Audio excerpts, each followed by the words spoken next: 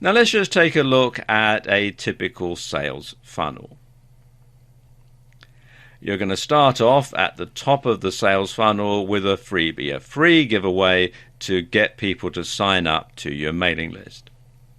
Then you're going to sell them a lower priced item, then a mid-range item, then a high-priced item, a higher-priced item, and then finally a very expensive item or an expensive service. So as the people go down the sales funnel, they build more and more trust in you. They're more and more likely to move up to the next level, and you can sell them more and more expensive things, expensive items, expensive products, expensive services, that sort of thing.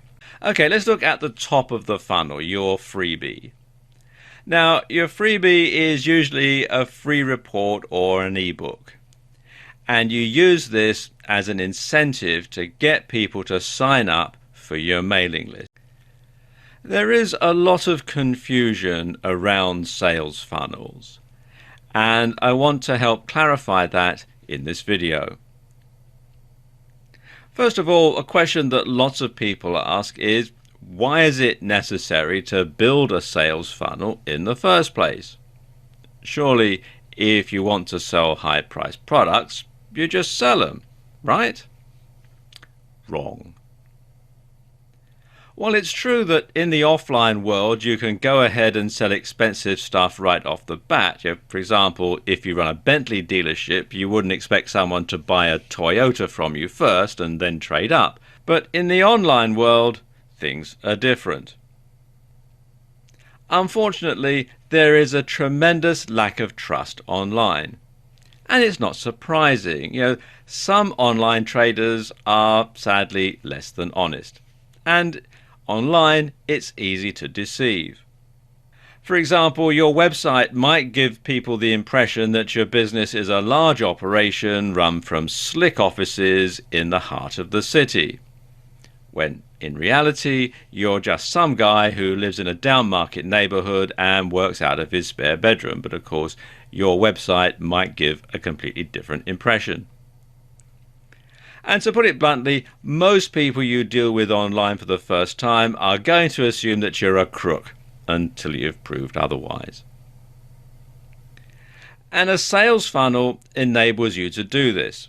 With a sales funnel, you can establish that you're a real business, you provide quality goods or services, you deliver on time, and perhaps most importantly, that the customer is going to see value for money. And when people know and trust you, it's easier to make sales. And I've heard it said that people will want 5 points of contact with you before they'll really trust you. But when they do trust you, they'll know that you're not a crook, they'll know the quality of your goods and services, and they'll know that you know what you're talking about. And this is where a sales funnel comes in.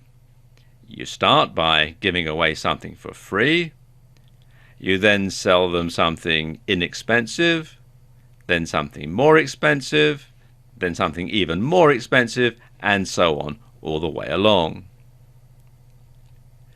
And once someone has bought a cheap item from you and is happy with it, they're more likely to purchase a more expensive item from you. It's just human nature. Or to put it another way, it builds confidence and trust in you. How exactly do sales funnels work? Now, this is something that causes a lot of confusion. So let me just give you an overview in this video. Now, the principle behind a sales funnel is to build trust. Trust in you, trust in your products or services, trust in your ability to deliver on time, and perhaps most importantly, trust in your ability to provide value for money. Now let's just take a look at a typical sales funnel. You're going to start off at the top of the sales funnel with a freebie, a free giveaway to get people to sign up to your mailing list. Then you're going to sell them a lower priced item, then a mid-range item, then a high-priced item, a higher-priced item, and then finally a very expensive item or an expensive service. So as the people go down the sales funnel, they build more and more trust in you, they're more and more likely to move up to the next level, and you can sell them more and more expensive things, expensive items, expensive products, expensive services, that sort of thing. Now let's look at how this works in some detail. For the purposes of this video, I'm going to assume that you're in the internet marketing niche, but it's just for illustration so that I can give you some practical examples. In reality, what I'm going to tell you can and does work in every niche, and it works for goods or services, but it works best with a combination of both. Okay, let's look at the top of the funnel, your freebie. Now, your freebie is usually a free report or an ebook, and you use this as an incentive to get people to sign up for your mailing list. So people come to your website, they sign up, and they get this free ebook or this free report, and that's got them on your list and into your funnel. Now, it must be high quality, and this is something very important when you're first starting out and you want to make sure that everything that you provide is of the highest quality. So it must be high quality, and it should be something that you could command a good price for if it was sold. So it's something that has a high perceived value, something that's worth money, but you're giving it away for free. And it should contain useful information that your customer can start to use right away. Something else that you can also do with your free report is to include a clickable link to your website and giveaway rights to it. And that way, if people share it, then the report can also be a useful traffic generator, because people will see the free report that you've given away, they'll see the link to your website in the back of it, and through curiosity, then they come and visit your site. So once you've got them signed up for the free report and you've got them on your mailing list, the first thing that you're going to offer them is a lower priced product. And it's usually an ebook, principally because you can deliver it digitally. Now, this lower priced product should contain a lot of information, and it should be a reasonable length. 20 pages of A4 or letter size is a good rule of thumb. Now, you want to really over-deliver on this, because the idea is that you use this to showcase how good the rest of your products are. So people buy your lower price product, they're completely blown away by how good the quality is, and so they go ahead and they buy something more expensive from you. So you want to keep the price fairly low, but not so cheap as to make people think that it's not likely to be any good. Because sometimes people will look at something and they'll think, oh, that's so cheap, it's got to be rubbish. But where in fact it is actually good quality. So you don't want to make it too cheap, but you don't want to make it too expensive either.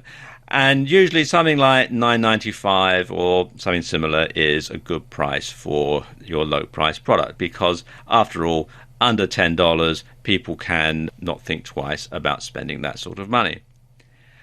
And also, you want to offer a money-back guarantee, so that if people do buy your low-price product and they don't like it, then they can get a refund from you. So there's no risk attached to it. Then you sell them your mid-range price product. And this is something that's slightly more expensive than your ebook.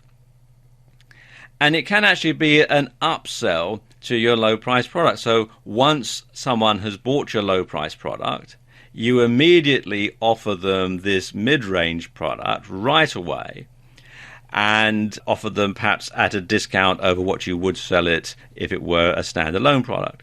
Because you see, once someone has bought something and they're in buying mode, they're much more likely to make an additional purchase. And a video version of your ebook is a popular choice at this level. Now, it should be low production values, just text and graphics with a voiceover. And you can use software like PowerPoint to make the slides and Camtasia to do the recording.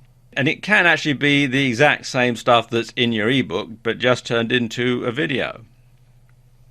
Now, after that, you're going to offer them a high-priced product. And this should be not immediately afterwards, but after a reasonable period of time. Because with your high-priced product, well, now you're really starting to make money. And courses and training products are popular at this stage. And these should be a combination of text and video.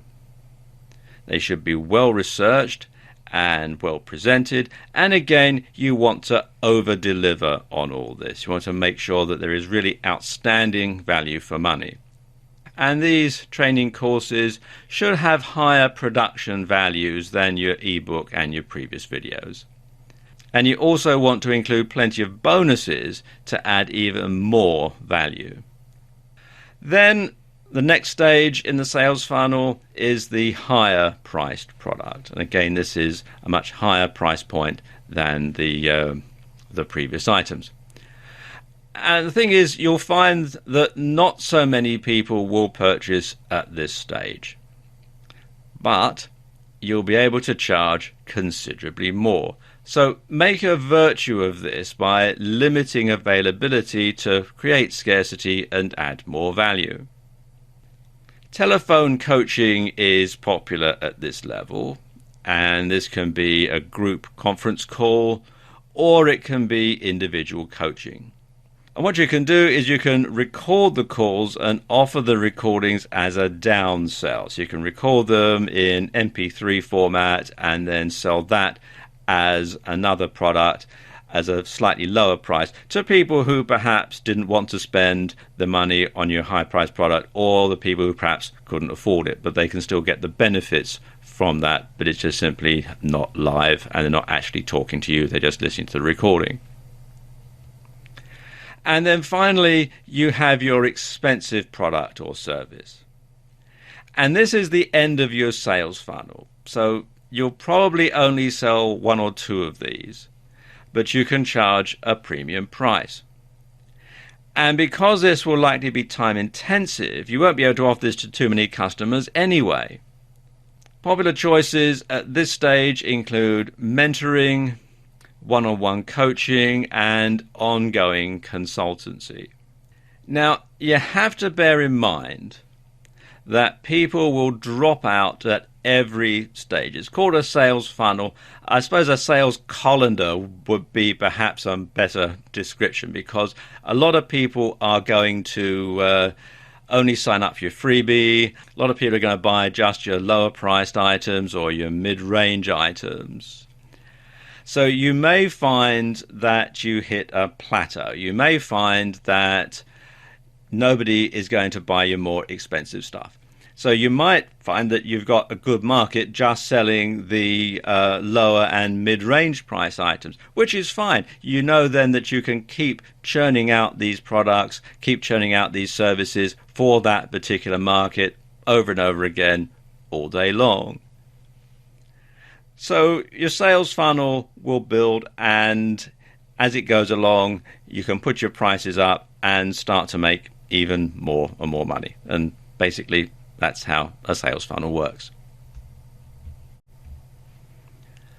What is the key to a successful sales funnel?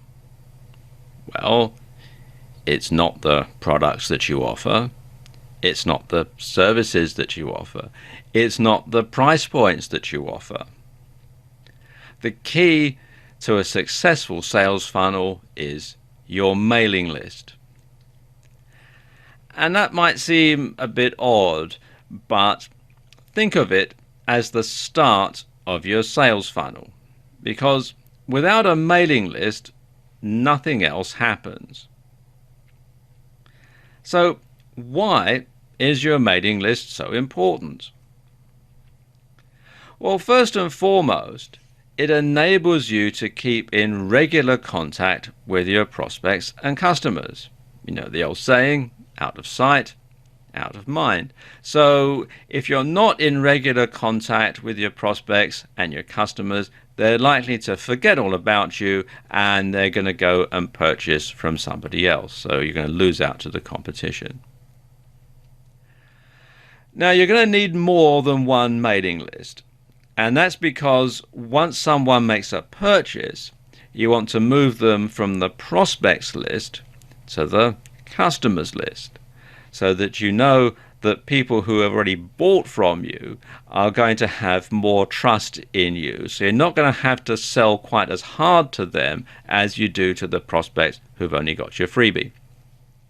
And there are some marketers who go even further and have a separate list for each stage in their sales funnel. So once somebody has bought the low or a mid-price product, they get moved on to a separate mailing list and they start being offered the high price products. And then when they bought those, they moved on to the higher price products list and so on. So at each stage of the game, they're moved over so that they only get offers that are more expensive and offer better value for money. Okay, now let's just take a look at how the whole process works, and I put together a diagram that explains it. And it works a bit like this. First thing that happens is a prospect visits your website and orders a freebie. So they go to your squeeze page, as it's called, and they get the information and they enter their name and their email address in, and that gets added to the mailing list. So then they get sent the download link to the freebie, and they've got the freebie, and they should be happy. Then the prospect is sent lots of useful information. Now, this is part of the process that a lot of people get wrong. They think that all they have to do is keep hitting their mail list with sales information, with sales things, buy this, buy my product, buy this affiliate product. And it turns people off. So what you want to do is you want to make sure that people know that they're going to get a lot of information from you for free, in addition to the freebie that they've been sent. And exactly how often you send this out is going to depend on your niche. It's going to depend on how you operate. But as a sort of a general rule, you want to send probably 2 or maybe 3 pieces of free information to your list for every 1 sales email that you send. So once that's done, your prospect is sent information about your low-priced product. So you send that with the sales link. Now, if they buy, and to be honest, most people won't buy on the first contact for an offer. You keep them on the prospect list and you send them information about affiliate products and other low price products until they actually make a purchase. And of course, you keep sending them all the useful information as well. So then you get to the point where the prospect actually does buy something. So when that happens, the customer, which is what they now are, is removed from the prospect list and added to the customer list. Now, some mailing systems will do this automatically. On others, you'll have to do it manually. It just depends which system you're using. I'll talk a bit more about that in a moment. Then, of course, the customer gets sent useful information, same sort of rate. And of course, the customer then gets sent information about your high price products and also about affiliate products at the same sort of price range. And again, you just simply rinse and repeat all the way through your sales funnel. So this is an ongoing process that keeps going on for every stage in the sales funnel that your prospect or customer is at. Now, the key to working your mail list and sending all these emails out are programs called autoresponders.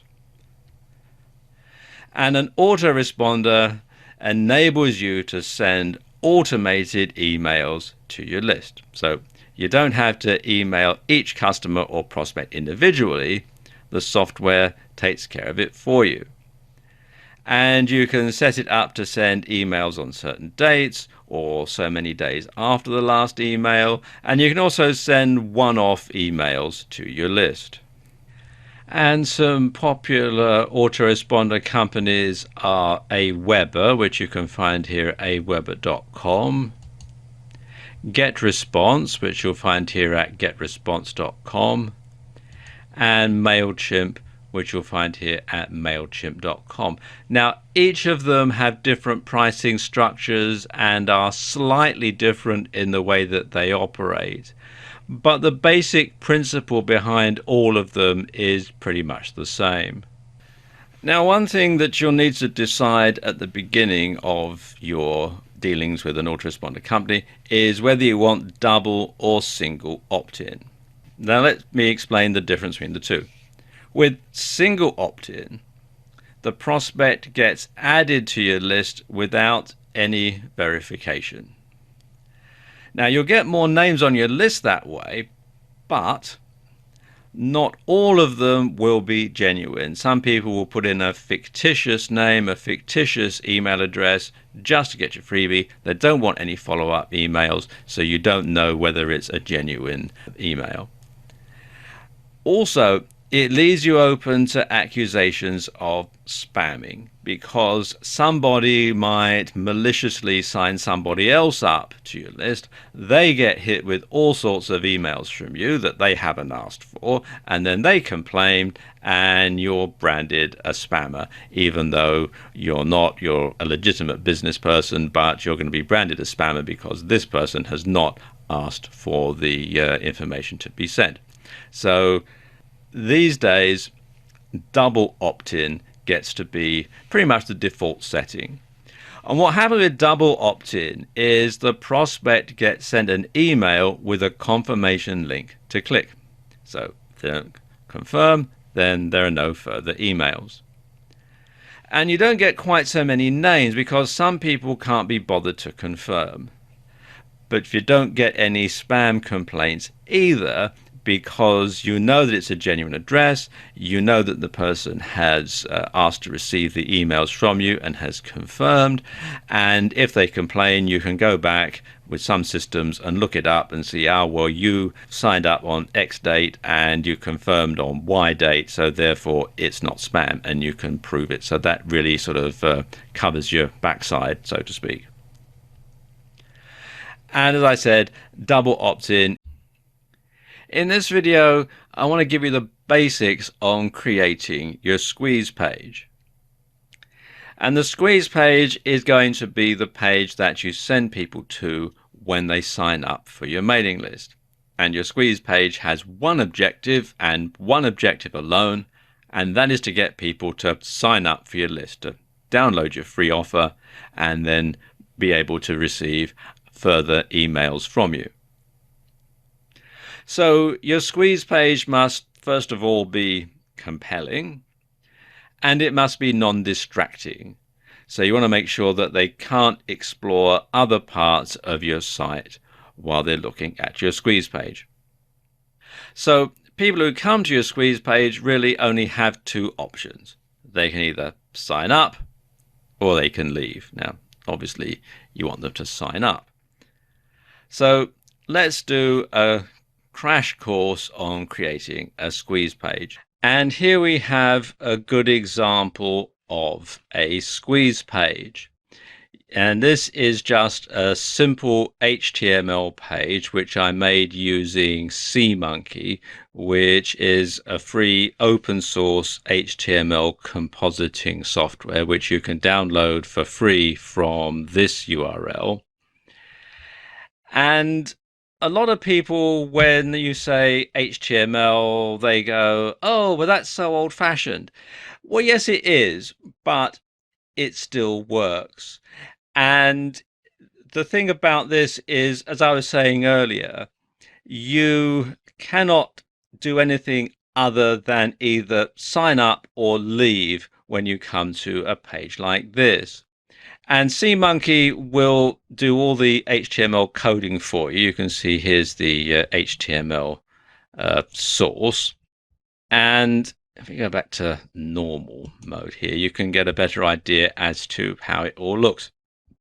What we have is we have, first of all, a compelling pre-headline that draws people's attention in. Then you have a benefit-laden headline. Download our free report today and discover an amazing benefit. So you would make sure there are plenty of benefits in the headline.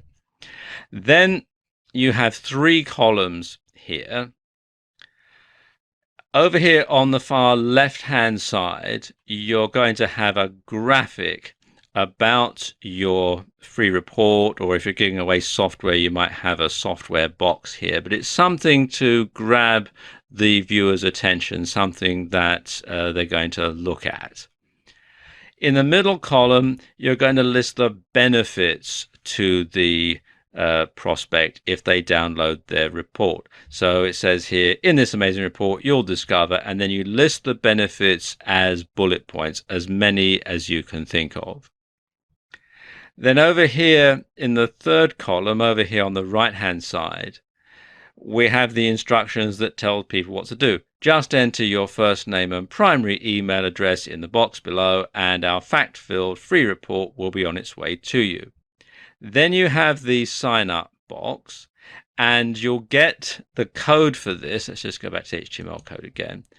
You'll get the code for this from your autoresponder company, and you can just simply copy and paste it in. When you use SeaMonkey, it is actually very easy to do. Just go back to normal again. And then you need to have something enticing on the send button. Don't just have submit, because that's a bit boring. So what I've got on this one is send me my report. So people will fill out their first name, their email address, and click send me my report.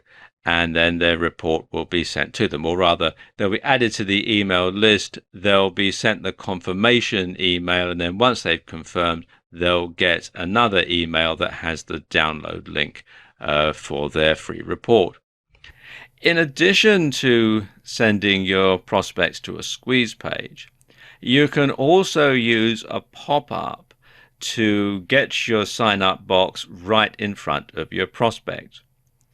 Now, pop-ups have a bit of a bad reputation. A few years ago, you used to get lots of pop-ups on websites, so much so that browser developers like Microsoft or like Thunderbird, Mozilla, all programmed their internet browsers so that you could block out pop-ups. But particularly if you have a WordPress site, there are some ways around that, and you can use a plugin to make an unblockable pop-up. And these unblockable pop-ups are better known as popovers, and you can install them from within the WordPress dashboard. Just go to plugins and then add new, and then do a search here for popover. And you'll see there are a number of different ones here that you can get. And what these will do, they'll basically cover the screen when somebody comes to your WordPress blog with a version of your squeeze page. And it lets people simply enter their details there. And because it covers the screen, you're not going to get any distractions. And again, people will have. In this video, I want to talk about traffic. Because generating traffic is the start of your sales funnel. Without traffic, nothing else happens. So you want to get people to your squeeze page to sign up for your freebie, sign up to your mailing list, and then everything else can flow from there. But if nobody actually comes to your page, if there's no traffic, it doesn't matter how good your products are, it doesn't matter how well thought out your sales funnel is, nothing is going to happen. It's just going to simply wither and die. So let's talk about different ways that you can get traffic to your website. Perhaps one of the best ways, and certainly one of the most efficient ways of getting traffic to a squeeze page, is via solo ads. Now, the way solo ads work is you pay a list owner, another mailing list owner, someone in your same niche, to send an email to their list advertising your freebie. And then people go to your squeeze page and sign up. And this works because it's super targeted. The people on the list are going to be in your niche and they're going to be interested in your giveaway. It's probably the most cost-effective form of advertising if you're just starting out. Now, if possible, and this isn't always possible because it depends on what type of mailing list software the person who owns the list that you're buying into has got. But if possible, you want to try and split test your ad. So you want to have two different versions of your ad sent to selected portions of the list. And then you want to see which one converts the best. And so you can then roll out that message to the entire list, and you'll know that you're going to get a lot of good responses that way. Now, as I said, it isn't always possible to do that. It depends on the list owner, but if you can do it, it's best to do it. Okay, where can you find list owners who sell solo ads? Some good places to look are the classified ads section of the Warrior Forum, which you'll find here at warriorforum.com/warrior-forum-classified-ads. And the Warrior Forum is a forum for marketers, so you can connect with other marketers, and you're going to find lots of people on this site who have lists who will be prepared to sell you a solo ad. So you can look at all sorts of different niches from this site, from marketers on this site. Another good place to look is on Facebook, and in particular this group, which is Solo Ads Testimonials. You can find that at facebook.com/groups/Solo Ads Testimonials. And you can see here where people give feedback on solo ad vendors that they've used, and it's a good place to find people who let their lists out for solo ads. Another way to drive traffic to your website and to your squeeze page is via social media. And when I say social media, I mean sites like Facebook, Twitter, Google+, Pinterest, LinkedIn, and more.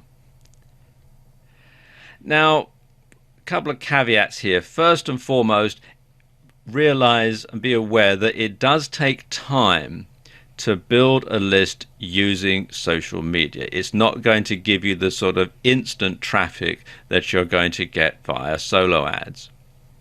And you must be careful not to violate the network's policies. Some social media networks are more open to this sort of use than others. Now, regardless of what social media network you're targeting, probably the simplest way to drive traffic to your squeeze page is to have that squeeze page as your website in your profile. Lots of social media networks will want you to fill out a profile, and there'll be a space there for you to put your website URL in. Well, if you put your squeeze page there, when people want to find out more about you, they go to look at your profile, they see the link, they click it, and they're taken to your squeeze page, and they can sign up. The way that social media sites operate and generating traffic from social media is quite an involved subject and goes beyond the scope of this video. And of course, you have to approach different social media sites in a slightly different manner. However, there are some things that you can do on any social media site, like including the link to your squeeze page in your profile, that are going to get you lots of profile views, that are going to get lots of people interested in you and curious about who you are and what you do and that sort of thing. So a few good rules of thumb, regardless of the social media network, is to first of all follow lots of people in your niche. Make sure that you're on lots of different lists. and post great content to your social media site at least twice a day. And it shouldn't be too salesy. It should be, participating in the discussion that's going on the social media site. You also want to share your chosen social media page on your website. You could have a little thing that says follow us on Facebook or visit my Google Plus profile, that sort of thing. And you also want to promote your social media page on any marketing material. So you want to have it on your business cards, on posters, on offline ads, on internet ads, etc. Similar to social media sites are forum sites. And forum sites are probably better than social media in lots of ways because they tend to be very niche specific. So you find that there are forum sites that are aimed only at specific industries or specific interests. So what you can do on a forum site is, first of all, you can have the link to your squeeze page in your profile as before. The same things apply as on social media. But you could also have a link to your squeeze page in your SIG. And this is a good example of a forum SIG. This is on the Warrior Forum, which is an internet marketing forum.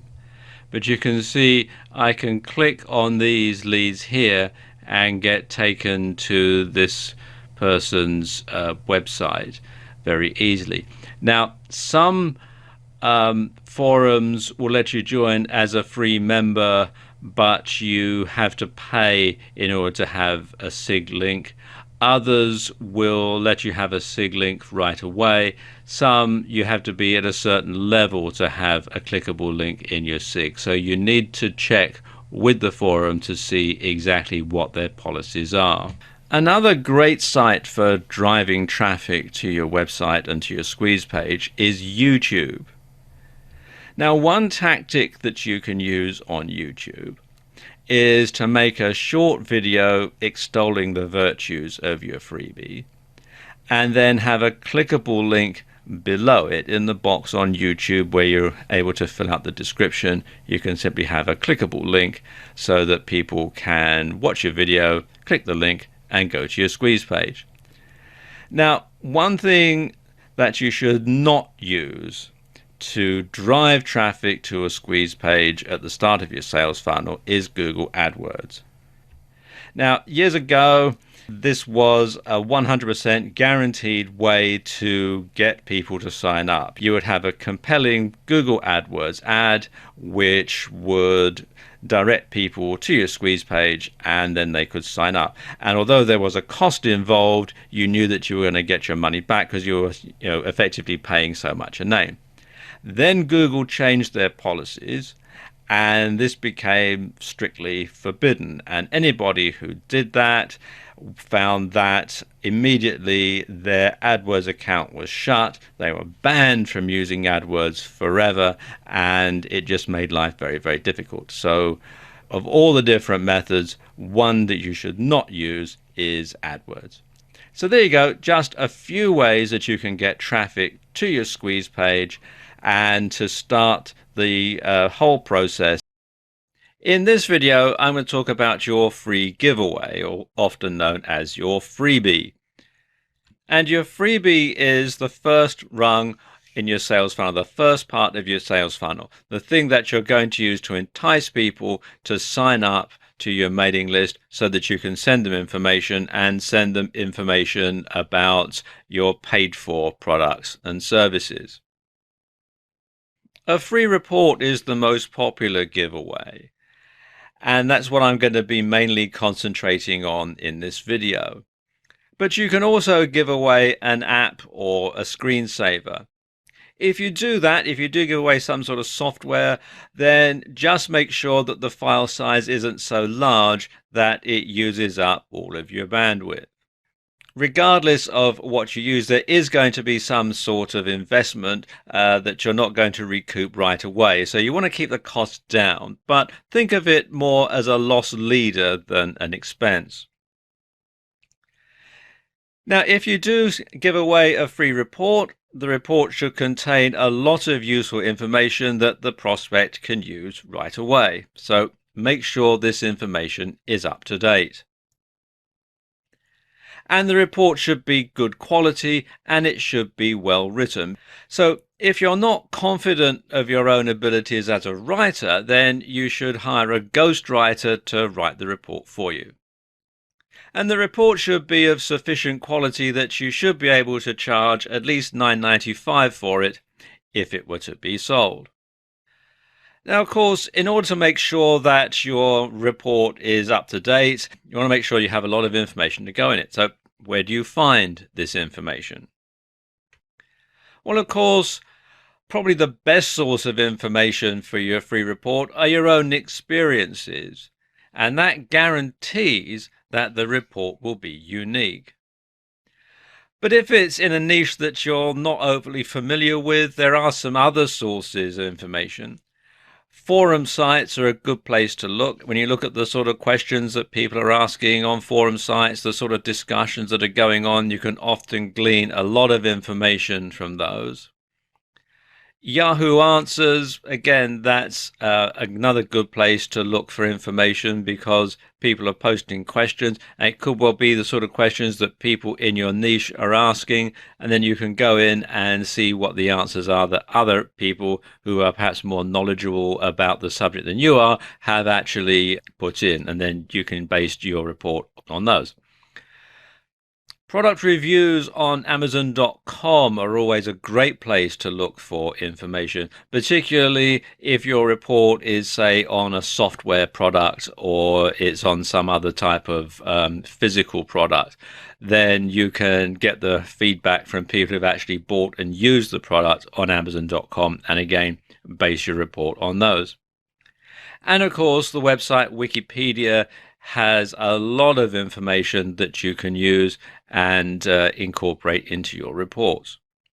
Something else that you can use is PLR materials. PLR stands for private label rights. And these are materials that people write and they sell, and then you can simply rebrand them and put your name on them and put them out. Something else that you can use is information that's in the public domain. These are materials made by the US government, which is all in the public domain. It might be materials that the copyright has expired on, and so on. One thing to be absolutely certain of is don't make it a blatant copy of your source material. If you're researching your topic, then you want to include information from more than one source. Also, again, if you're researching information, make sure that you're not infringing anybody else's copyright. And that's very, very important because copyright infringement can land you in a lot of hot water. And finally, you should rewrite the report in your own writing style.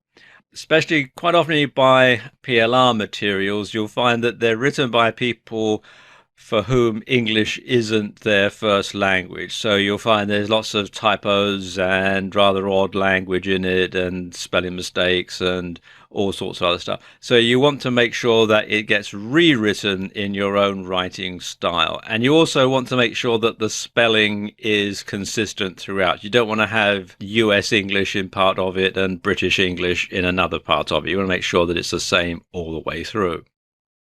Now, PDF, which is Adobe Acrobat format, is the most popular format for these giveaway reports. And there are a number of reasons for this. First and foremost, it ensures that your report can be read on a wide variety of devices and operating systems. So what you want to do is include a download link in the first email that gets sent by your autoresponder. Now, one way to save your document as a PDF is to create it in LibreOffice or OpenOffice Writer. And this is a free open source software package. And it's similar to Microsoft Word, but it does allow you to save directly as a PDF straight from here in the toolbar. Now, I know that there are some versions of Microsoft Word that will let you save as a PDF now, especially the subscription versions. But this is free, and you can download it from openoffice.org for OpenOffice, and LibreOffice.org for LibreOffice. And these software packages are both free and open source, and they have versions for Windows, Mac, Linux, and so on. Something else that you can do is to include a clickable link to your website and give away rights with your report. Now, what this means is that whoever downloads your report is free to give it away to whomsoever they choose, provided that it's not altered. And this way, if people share it, the report can also be a useful traffic generator. Now, in order to make this work properly, you'll need to update and change your report from time to time. So after, 500 or 1,000 people have downloaded your report, then you want to write a new report and put it up on your squeeze page. So anybody who gets the old report and clicks the link and goes to the Getting your low and mid-range price products right is crucial to the success of your sales funnel. Now, your low-priced product is the first paid-for offer that you're going to send to your list. So you want to make sure that it has lots of quality and offers outstanding value for money, because that is going to set the tone for what people can expect from you as they go further down the line. So you want to use this to build up people's confidence in you, in your abilities, in the quality of your offer. Now, an ebook is the most popular choice at this level, but you could have software or an app. I guess it all depends on what your niche is and what your abilities are. But for the purposes of this video, I'm going to assume that you're going to be selling an ebook at this stage, because that is the most popular choice. And if you go for an ebook, it should be well researched and well written. And you can draw on lots of different sources for this. You can use your own experiences, and that's probably the best way, because you can write from a first-hand experience and you can have information that people are not going to get anywhere else. You can draw on forum postings that are in niche forums. And likewise, you can also look at sites like Yahoo Answers. And you can write this book yourself, or you can hire a ghostwriter to write the book for you. The ebook should be a reasonable length. Now, by reasonable, I mean 20 pages of A4 or letter size, that sort of thing. Now, really over-deliver on this. The idea is that you use this to showcase how good the rest of your products are.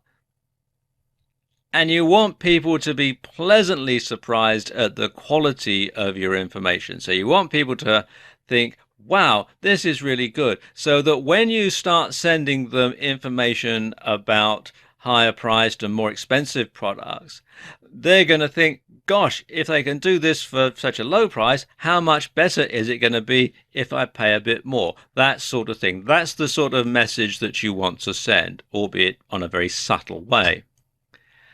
And you want to price it competitively so that people aren't put off by it being too cheap. But you also want to make sure that it's low enough so that buying it is a no-brainer for your customers. Sometimes if your price is too low, people will think, oh, it's going to be rubbish, I won't bother. But a high price can also put people off. So if you sell it for something like, $9.95 or something similar, then that's a pretty good price, because most people don't think too much about spending $10 or under $10 on a product. Now, you're not looking to make much of a profit here, just enough to cover your expenses and break even. Profit is going to come further down the sales funnel. Now, let's just take a look at some resources that you can use for creating your ebook. If you're going to write your ebook yourself, then some good software to get is either OpenOffice from openoffice.org, or LibreOffice from LibreOffice.org. These are software packages, office suites basically, that are similar to Microsoft Office, but they are free and open source, and they will run on Windows, Mac, and Linux. And they also have the advantage of being able to create a PDF straight from within the software. If you want to outsource the creation of your ebook, then a good site to look on is Freelancer, which you'll find here at freelancer.com. And at freelancer.com, you basically put your job out to tender and people bid to work on it. If your typing speed isn't particularly quick, then you might also want to look at getting Dragon Naturally Speaking, which is a voice-to-text software. It is actually quite expensive, but it's well worth getting because I'm sure, like most people, you can probably speak faster than you can type. And you can find out more at nuance.co.uk/dragon/index.htm. And the next step along is your mid-range item. This is an item that's going to be slightly more expensive than your lower priced item. And you can actually use this as an upsell from your lower priced product. You see, once people are in a buying frame of mind and have made one purchase, it's easier to get them to make another. And a good option is a video version of your ebook. This can contain the exact same information as your ebook, only in video form, or you can embellish it with additional information to add even more value. And if you're in the software niche, for example, you can write an instruction manual for a particular piece of software and then do a video demonstrating how it all works. Now, people will watch the video to see what to do, but they'll keep the ebook handy to refer to as they use the software, because you have to watch a video from the beginning to the end, but you can flip through a manual or scale through an ebook in order to find the bit of information that you want. So people can watch the video, see how it's done, and then when they try it and perhaps it doesn't work properly, they can go back to the manual to easily find the information that they want, and the two can work together that way. Now, your videos should have fairly low production values. Graphics and a voiceover, screen capture and a voiceover, or a combination of both. Now let's just look at some resources that you can use to make your videos. Some of these are free, some you have to pay for, but they're all ones that I've actually used personally. Some good resources for creating videos, especially graphics and voiceover videos, are OpenOffice, which is openoffice.org, and LibreOffice, which is libreoffice.org, like we were discussing earlier. And I actually use LibreOffice Impress to make the slides in this video. Or, of course, if you want the granddaddy of them all, you can get a subscription to Microsoft PowerPoint, which you can find out more about at products.office.com. To record the videos, probably the best screen capture software out there is Camtasia. Now, Camtasia will allow you to record from PowerPoint. It will allow you to record the screen if you're making a screen capture video. I'm using Camtasia to make this video. It's not particularly cheap, but there is a 30-day free trial at the time that I'm making this video, which means you have enough time to download the free trial version, and it's fully working and unrestricted, and make your video, put together your product, sell it, and make enough money to actually buy the full version of Camtasia. So it is actually quite a good deal that way. And you can find out more at techsmith.com/camtasia.html. Another good piece of software is Active Presenter. An active presenter is a bit like PowerPoint and Camtasia all rolled into one, and it comes with the editing software, which is what you really need to put the videos together and make them look good, which Camtasia comes with, but other screen capture software doesn't, but Active Presenter does. And there are free and paid for versions of Active Presenter. I've used the free version in the past and it's perfectly adequate. And you can read more about it at atomisystems.com/Active Presenter. Of course, you can always outsource the making of your video to a professional, and you can find them on freelancer.com, like we were talking about earlier, or on the Warriors for Hire section of the Warrior Forum, and you can find that at warriorforum.com/warriors-hire. Now, with both your low and mid-range products, offer a guarantee to remove the risk from the customer. And the longer the better. Paradoxically, the longer the guarantee, the less likely you'll be asked for a refund.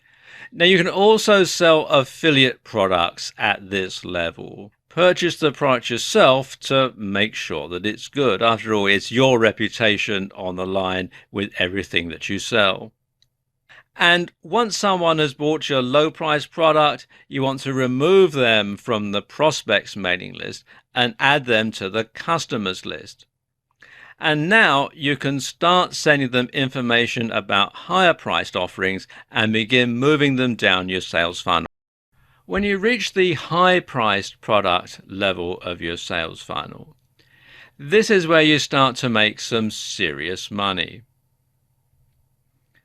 The higher priced item comes down further down the sales funnel here, after your freebie, after your lower priced item, after your mid-range item. That's when you're going to start to sell your high priced item.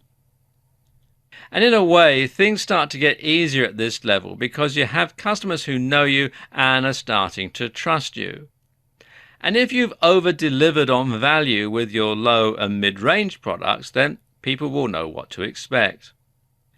There are two types of products that are popular at this level: training courses and software or apps.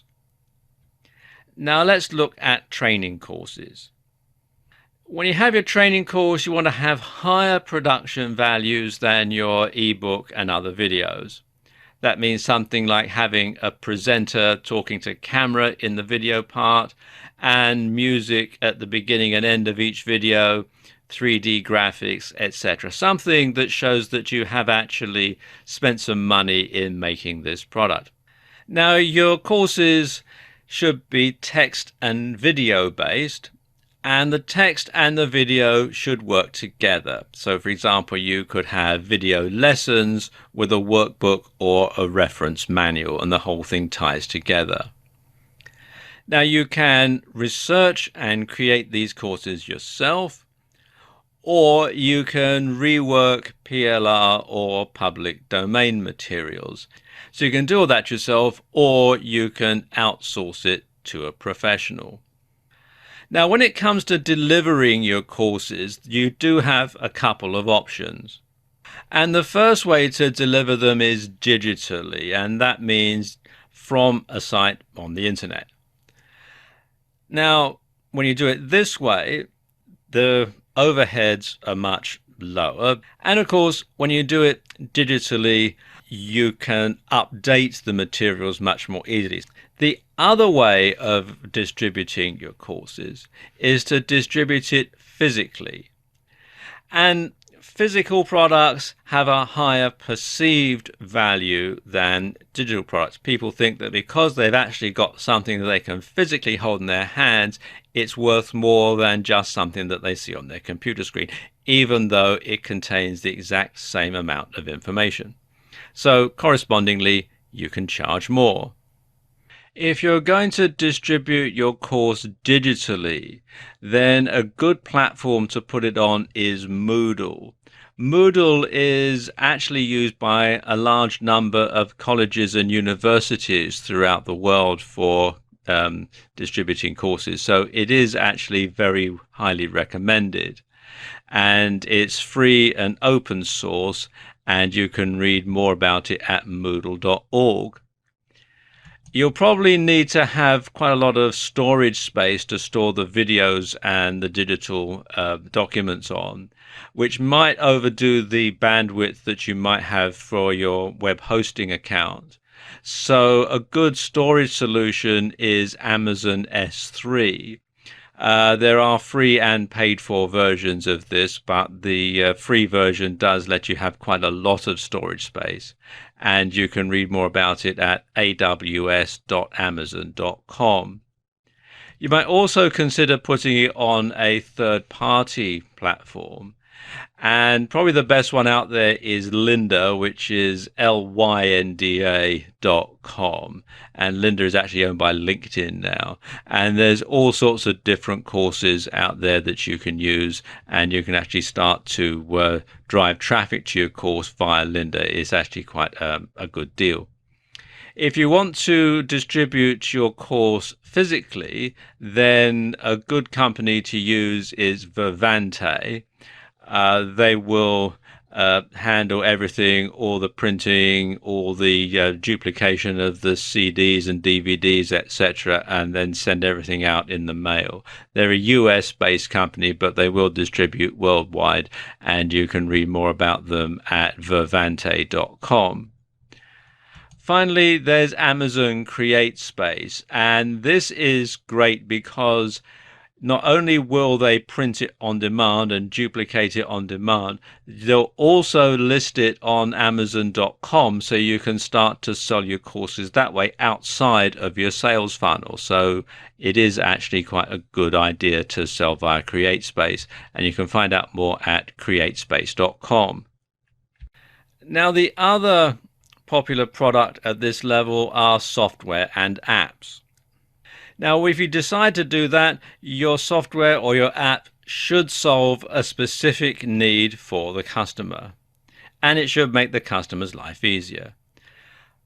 But also, if you're going to develop a software or an app, you want to make sure that it's not something that's available free on the internet, because people are not going to buy your product if they can get it for nothing or download it for nothing off of another website.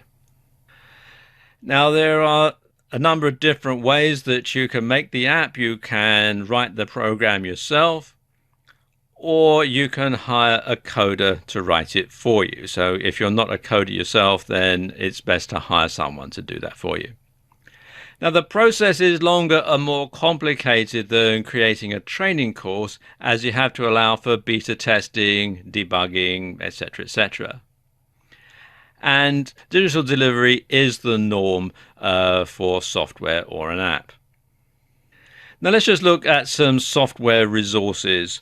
If you're looking to outsource the coding of your software or your app, then a good place to hire a coder from is Rent-A-Coder, which you can find here at rent-acoder.com.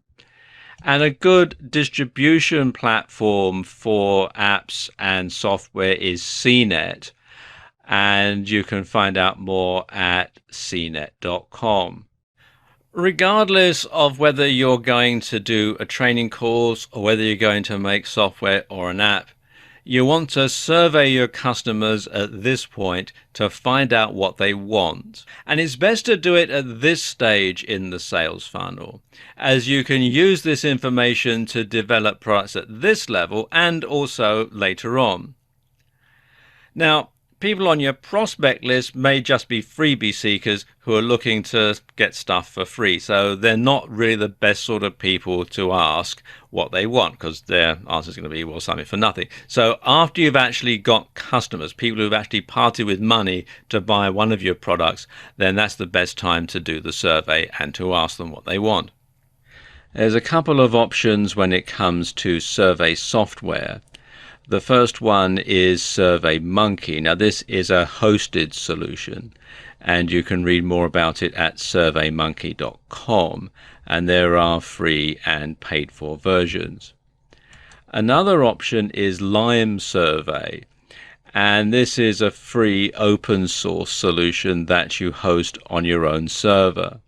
And if your hosting package comes with Fantastico or Soft Delicious, you may be able to install this from within cPanel. Otherwise, you can download the software from limesurvey.org and install it manually. It's actually quite straightforward. At this stage in the funnel, products can be yours or they can be affiliate products. If you sell an affiliate product, purchase it yourself first to make sure it's good and to see what the sales process is like.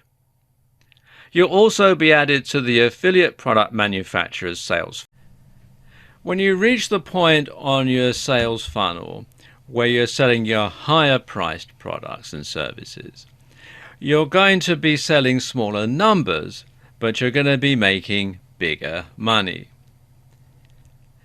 Now this level comes pretty much the penultimate level to your sales funnel. So people have downloaded your freebie, they've bought your lower priced, mid-priced and high-priced items, and now you're going to offer them something that's quite expensive but is very, very good quality. And two types of products are popular at this level. One is telephone coaching and the other is a masterclass.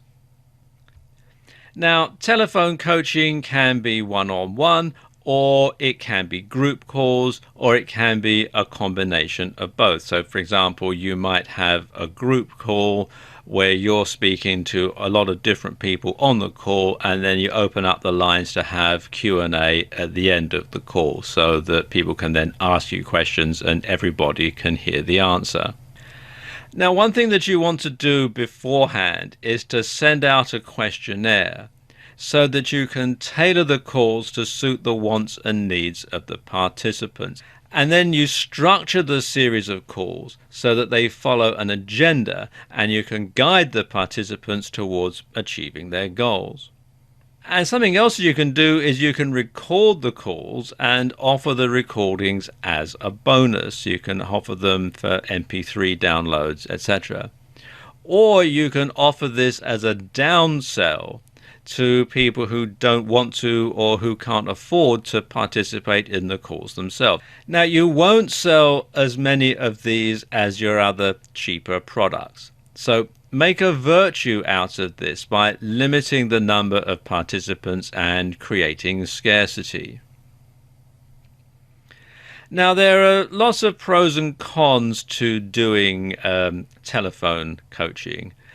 And it's not for every niche. For example, if you're in the fitness niche, doing a telephone conferencing probably isn't going to be a good idea. But for a lot of niches, it is a very good thing to do. But let's just look at some of the pros and cons. Now, the pros. First of all, there's low overheads. It's just whatever it costs to hold the conference calls, and there are various services out there that offer them, and you can also do them via Skype and other methods that way. So there's very little financial outlay. It's just your time and your knowledge. Now let's look at the cons. First of all, it's time intensive. You have to tie yourself down to a specific number of dates and times. So you do have to schedule that into your diary, and that might intrude on other things. Then there are time zone problems because you're going to have to try and find a time that is acceptable to most of your customers when they're mostly going to be able to get on the call. And that can be difficult because, for example, if you're in a hobby niche, you might want to do the calls in the afternoon after people are home from work, or in the evenings. And let's say you're in New York. Well, it's going to be afternoon or evening there, but it's going to be during working hours in California, and it's going to be during the middle of the night in Europe. So you're going to have problems there getting people to be able to listen in. And finally, you must really know what you're talking about, because you can't fake it when someone asks you a question in Q&A and you don't know the answer, or you just waffle. So you really must know what you're talking about. And if you're not an expert at the subject, then this isn't something that you want to get involved in. Now let's look at some resources that you can use for telephone coaching. Exactly what conference call provider you use is largely going to depend on what country you're in. So my best advice would be to do a search in Google for conference calls, and you'll find there's lots and lots of different providers. And the features and prices vary. So it's a good idea to just simply go through and check them out and see which ones best meet your requirements. You can also do conference calls on Skype. They call them group calls. And of course, these are free and over the internet. And you can read more about it and download the software from skype.com. Now, similar to telephone coaching is holding a masterclass. And this can be approached in a similar way to telephone coaching, except that you deliver everything in one go. Now, like with telephone coaching, you can record the event, but this time on video, and you can offer it as a bonus or as a downsell. And just like over the phone, you can have Q&A afterwards. Now, just like with telephone coaching, there are some pros and cons to doing all this. The pros is, of course, it's higher perceived value. People actually get to see you in the flesh. And you can get it all over in one go. And you can hold several of these over the course of a year in different cities or countries. The cons, of course, well, there are much higher overheads. There's the venue costs, you've got travel costs, etc. There's limited capacity, so you need to make sure that you sell all of the places in order to turn a profit. And of course, it's harder to reschedule if something unexpected crops up. But regardless of which one you do, and there are others as well that you can have at this level, once again, you want to make sure that you offer overwhelmingly high value so that you over-deliver. You've now reached the expensive end of the funnel. Right down at the bottom here, people have downloaded your freebie, they've bought all your lower, mid-range, high and higher priced products or services, and now you've got a position where you can sell them something that's quite expensive. And most likely this is going to be a service at this stage, and one offered by you or perhaps by other people within your organization. And this can either be a one-off, or more profitably, it can be an ongoing service that you're going to offer on a continuous basis. And at this sort of level, the most popular offerings are one-on-one coaching or mentoring and consultancy. And coaching can be done either in person or over the phone, and you can offer email support too.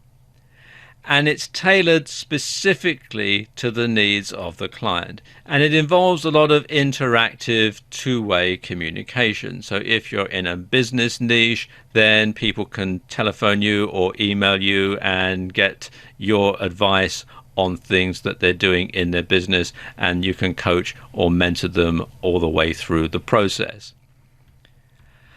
And if you're in the fitness or sports niche, this might mean offering your services as a personal trainer or as a coach to a professional athlete, that sort of thing. But you're going to charge a premium price because they're going to have your time exclusively for however long has been agreed. Now, if you're doing consulting, then you're generally going to be helping organizations to improve their performance rather than individuals. And what you'll do is you'll analyze the problems that the organization has, and you'll draw up plans for improvement. You'll then work closely with them to implement the plans, and you'll tweak the plans where necessary. Now, in either case, you might be paid on a per session basis, an ongoing basis, or you might be paid a retainer. The overheads are low, it's just your time, and clients are paying a premium price for access to you, the expert. But even though now you've got somebody at the bottom part of your funnel, or at least one person or company, you shouldn't neglect the rest of it. You still need to keep this going as an ongoing process. So you still need to be getting people into the top of your sales funnel and generating traffic. You still need to be giving away your freebie and updating it from time to time. You still need to be offering low and mid-priced products, your high-priced products, higher priced products. You need to keep this turning over all the time. It's an ongoing process, not just a one-off. So you do need to keep coming up with products, coming up with ideas, coming up with new services, etc. Which is why by the time that people actually get to the bottom of your sales funnel here, there aren't very many people who are going to be interested in this and who are going to be prepared to pay this much. But also, because you're very busy with all this other stuff, you're not going to have a lot of time to take on a lot of consulting clients or do a lot of coaching anyway. So the fact that you probably won't sell very many of these really expensive products or services is in some ways a blessing. But your whole sales funnel, as I said, is an ongoing process, and you just need to keep on the whole time through and keep bringing people in,